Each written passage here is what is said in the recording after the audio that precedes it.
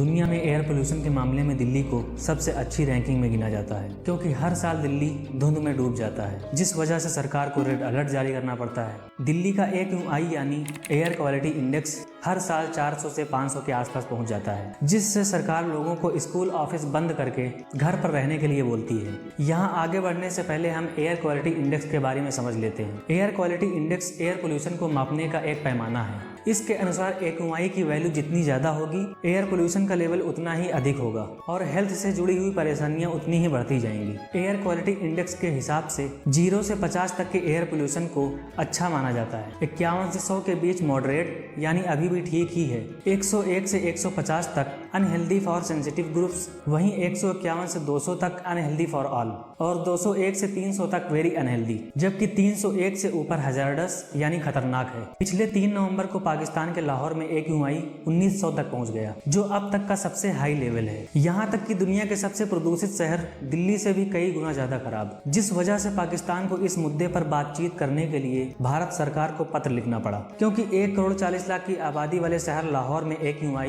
WHO द्वारा निर्धारित सीमा से कई गुना ज्यादा था। इसलिए सरकार को लोगों से स्कूल ऑफिस बंद करके घर से काम करने के लिए कहना पड़ा। और इस मुद्दे पर पाकिस्तान ने कहा कि पड़ोसी देश भारत से पोल्यूशन लेकर आने वाली हवाओं की वजह से ये हालत पैदा हुई है। उत्तर भारत की तरह पाकिस्तान में भी सर्दियों के दौरान पोल्यूशन बढ़ जाता है, जिससे वहाँ के रहने वालों में सांस लेने में परेशानी, खांसी और आंखों में दिक्कत शुरू हो जाती है। पोल्यूशन खासकर सर्दियों में इस वजह से बढ़ जाता है क्योंकि सर्दियों का मौसम आते ही हवा में मौजूद धूल के कण और प्रदूषण हिलने डुलने के काबिल नहीं रह जाते हैं। रुकी हुई हवाओं के कारण ये प्रदूषण हवा में बंद हो जाते हैं और मौसम को प्रभावित करते हैं, जिसका नतीजा ये निकलता है कि पूरे शहर में धुंध छा जाता है। इस आर्टिकल के अनुसार रिसर्च में पाया गया है कि ट्रांसपोर्टेशन और बिजली के उत्पादन में इस्तेमाल होने वाले फॉसिल फ्यूल्स के एयर पोल्यूशन की वजह से दुनिया भर में हर साल 50 लाख से ज्यादा लोगों की मौतें होती है। वहीं अकेले भारत में 20 लाख से ज्यादा लोगों की मौत होती है। भारत ने पिछले कुछ दशकों में बहुत विकास देखा है, लेकिन फैक्ट्रीज पोल्यूशन कंट्रोल करने के लिए इंडस्ट्रियल रेगुलेशन का पालन नहीं करती। साथ ही तेजी से हो रहे कंस्ट्रक्शन ने भी पोल्यूशन के बढ़ते स्तर में योगदान दिया है। एक्सपर्ट्स का कहना है कि तेजी से बढ़ते इंडस्ट्रियलाइजेशन और पर्यावरण कानूनों के कमजोर इन्फोर्समेंट ने देश में पोल्यूशन बढ़ाने में भूमिका निभाई है। नई दिल्ली में लगातार जारी प्रदूषण से निपटने के लिए सरकार द्वारा पटाखों की बिक्री पर रोक लगाने, सड़कों पर पानी छिड़कने और ऑड या इवन नंबर वाली गाड़ियों को बारी बारी सड़क पर चलाने की कोशिश की जाती है, जिससे ट्रैफिक कम हो सके। वैसे प्रदूषण के लिए सिर्फ गाड़ियां ही जिम्मेदार नहीं है, और भी वजह है, जैसे राजधानी दिल्ली हरियाणा और उत्तर प्रदेश के साथ अपना बॉर्डर साझा करती है। दिल्ली में वायु प्रदूषण के स्तर में बढ़ोतरी की एक खास वजह इन राज्यों में किसानों द्वारा फसल जलाना है, क्योंकि पंजाब, हरियाणा और उत्तर प्रदेश में धान को काटने के बाद पराली को बड़ी मात्रा में जलाया जाता है।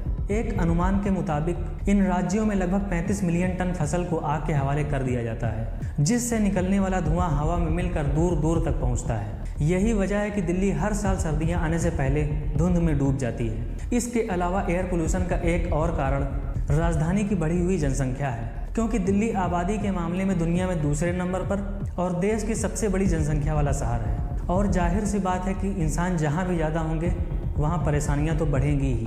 पटाखों की बिक्री पर रोक के बावजूद लोग इन्हें हर साल जलाते हैं, लेकिन भले ही ये धुंध का मेन कारण ना हो, पर एक बात तो पक्की है कि इनकी भी प्रदूषण में कुछ हिस्सेदारी जरूर होती है। नई दिल्ली का जहर से भरा हुआ आसमान चीन की राजधानी बीजिंग की याद दिलाता है, जब 15 साल पहले इतना ही धुंध शहर की ऊंची ऊंची इमारतों को ढक लेता था।